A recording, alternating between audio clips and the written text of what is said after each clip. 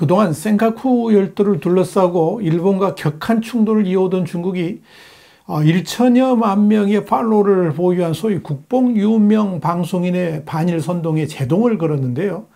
그 배경에 대해서 관심이 집중되고 있습니다.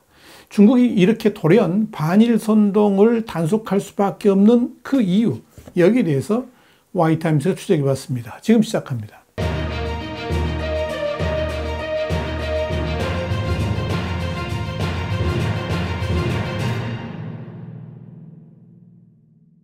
자유아시아 방송은 현지 시간으로 9일 수조에서 발생한 일본인 모자의 칼테러 사건 이후에 중국이 여러 온라인 플랫폼에서 극단적인 민족주의를 부추기는 발언들을 당국이 엄중하게 단속하겠다는 성명을 발표했다 그러면서 여러 플랫폼에서 1200만 명 이상의 팔로워를 보유한 유명 인사인 셰익스피어가 최근 악의적인 반일 선동을 했다는 이유로 아예 인터넷 계정이 전면 차단됐고 이로 인해서 많은 댓글들이 달리고 있다. 이렇게 보도를 했습니다.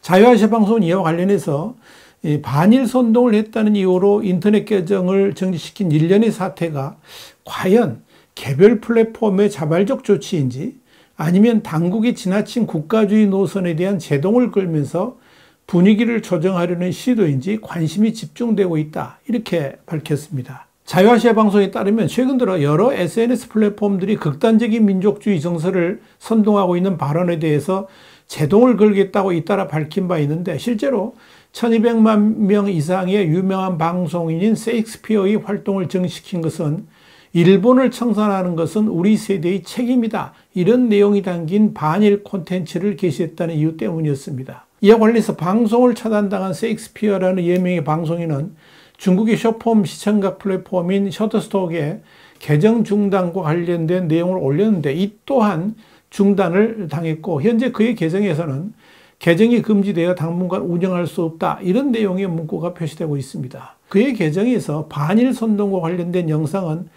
지금은 아예 찾아볼 수가 없습니다. 또한 6월 말부터는 위챗, 웨이보, 샤웡슈의 계정도 정지된 상태입니다. 아예 셰익스피어가 입도 뻥긋하지 못하도록 철저하게 차단하고 있다. 이렇게 보시면 됩니다.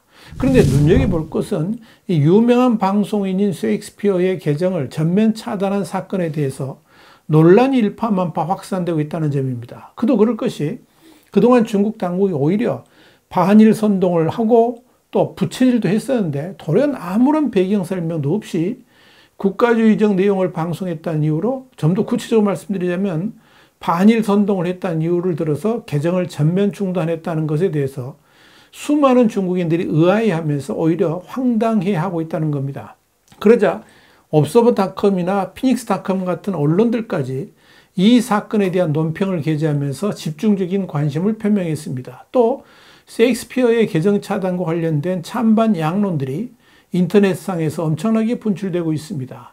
세상을 보는 링링이라는 이름을 가진 블로거는 애국적 긍정적 에너지의 기치 아래 증오를 선동하고 민족적 반대를 선동하며 극단적인 민족주의 정서를 조장하는 셰익스피어는 마치 암과 같아서 네티즌 사이에 미친 듯이 퍼지고 있다 그러면서 이런 자가 1000만 명이 넘는 팔로워를 보유한다는 것 자체가 중국의 수치다. 이렇게 맹공을 가했습니다. 그러나 블로거 니우니우는 이 사회는 자신을 표현할 수 있는 다양한 목소리가 필요하다 그러면서 사실 국내외에 민족주의적 성향을 가진 사람들이 많이 있는데 왜 이들이 입을 다물어야 하는가?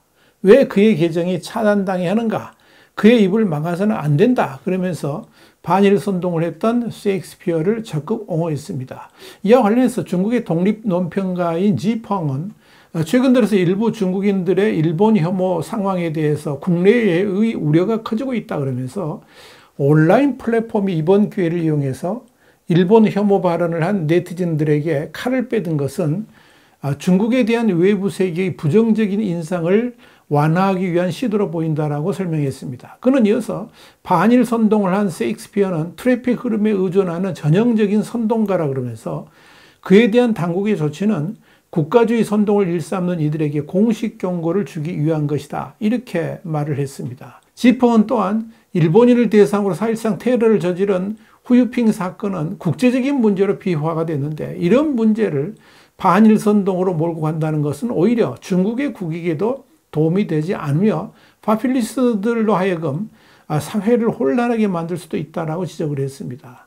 분명한 것은 이런 일련의 일들이 중국 당국의 개입 없이는 불가능하다는 거죠. 다시 말씀드려서 중국 당국이 일부의 반일 선동에 거리를 두려워하고 있다 하는 의미입니다. 베이징 스프링의 명예편집장인 후핑은 이번 수저우에서의 일본인 공격으로 인한 과도한 국민 정서가 오래 지속되어서는 안 된다는 점을 보여줬다 그러면서 중국 당국은 외국에 대한 대중의 적대감을 적당히 조절해야 할 필요성을 인식하고 있으며 이런 차원에서 셰익스피어에 대한 개정 차단도 이루어진 것이다. 이렇게 설명했습니다. 중국 당국은 왜 이렇게 적극적으로 반일 선동에 개입하고 있을까요?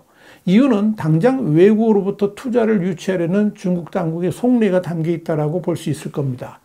중국 경제 흐름에서 글로벌 투자자들의 유치가 정말 필요한데 중국 내에서 반일 정서를 포함해서 반외국인 감정들이 확산된다면 해외 투자자들의 중국 유입은 완전히 물 건너갈 수 있기 때문에 그런 겁니다. 여기에 대해서 호주 시드니 공과대학의 펑총이 교수는 미국과 일본 등을 향한 민중의 증오가 확산된다면 중국인들은 청나라 말기 때처럼 외국인 혐오와 함께 또 다른 살인으로 확산될 수 있다 그러면서 이런 사회 현상은 외국인 투자가 절실히 필요한 중국에 매우 불리하게 작용할 수 있다는 점에서 중국 당국이 이번 사건에 깊이 개입할 수밖에 없었다라고 밝혔습니다. 펑치 교수는 이어서 이 중국 경제가 현재 매우 어려운 상황에서 쇠퇴하는 경제를 구하기 위해 외국인 투자를 적극적으로 유치해야 되는데 일본을 포함한 외국인 증오심을 누군가가 선동한다는 것은 국가적으로 큰 손해다 이렇게 설명했습니다. 문제는 그동안에 중국이 의도적으로 반미와 반일을 선동해 왔다는 점입니다. 이를 시진핑의 중국 공산당을 적극적으로 따라하는 이유로 활용을 해왔습니다. 특히 중국의 외교가 전랑 외교 또는 늑대 외교를 최고의 선으로 쳐왔고 그렇게 독하게 전랑 외교를 한 자들에게 상을 줬고 또 인민들은 그런 이들을 전사로 지켜 세워왔었습니다.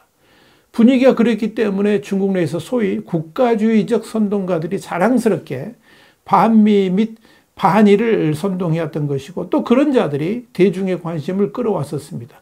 또 그렇게 선동하는 자들을 공산당 당원들이 적극 추종을 해왔습니다.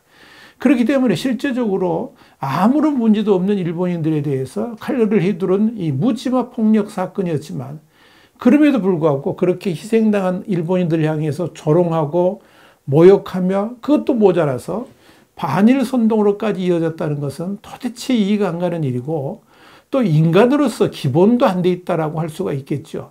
동시에 그런 자들을 추종하는 무리들이 중국 내에 그렇게 많이 존재한다는 것 자체가 중국 공산당의 인간적 한계를 그대로 드러내 보입니다. 이런 측면에서 반일 선동을 하던 유명 블로거의 계정을 전면 차단한 사건은 중국인들에게 상당한 정신적 혼란을 불러일으켰을 것으로 보입니다. 언제는 그런 반일 선동을 적극 지지하고 지원해 주던 당국이 돌연 정반대 입장을 보이고 있기 때문에 그런 겁니다. 물론 중국 경제가 날이 갈수록 어려워지는 상황에서 중국 당국의 입장도 난처한 부분이 있겠지만 지금부터라도 일관성이 있으면 좋겠습니다. 지금도 중국은 일본과 필리핀 등의 이웃 국가들하고 끊임없는 분쟁을 벌이면서 적대적 감정을 심어주고 있습니다. 또 이런 소식은 중국 내 선전 매체를 통해서 날마다 전파되고 있습니다. 대외적으로는 그런 전랑 외교를 펴면서 내부적으로 반일 또는 반미 선동을 하지 말라라고 엄명을 한다면 그런 모습을 보는 중국인들이 정말 헷갈리지 않을까요? 결국 글로벌 자본들이 중국을 떠나는 것도 또 글로벌 시민들이 중국에 대해서 부정적 이미지를 표출하는 것도 다 모두 중국이 자초한 일입니다. 힘으로 윽박지르면서 강압적 외교를 일삼던 중국의 자업자득이라는 겁니다. 분명한 것은 강한 나라라는 것은 그저 군사력이나 경제력만 세다고 해서 생겨나는 게 아닙니다. 그보다 더 중요한 것이 바로 소프트 파워입니다. 중국은 바로 이 소프트 파워에 있어서 정말 낙제점입니다. 그러니 중국이 지금의 모습으로 전 세계의 빌런으로 취급받고 있는 것입니다. 이것이 시진핑과 중국 공산당의 한계입니다. 와이타임 국제정세 분석이었습니다. 감사합니다.